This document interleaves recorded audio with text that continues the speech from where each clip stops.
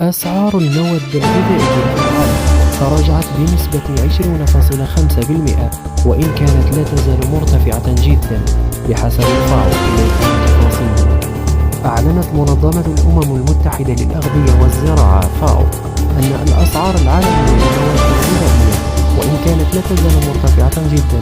تراجعت في الشهر الثاني عشر على التوالي، مسجلة انخفاضا بنسبة 20.5% في مارس 2023 بالمقارنة مع الشهر الذاتي في 2022، حين كانت الأسواق تشهد أولى تبعات الحرب في أوكرانيا.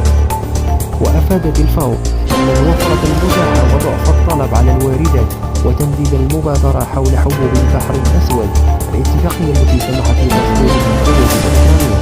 ساهمت في هذا التراجع، مشيرة إلى أن الأسعار لا زالت تلقي بعبئها على الدول المستوردة ذات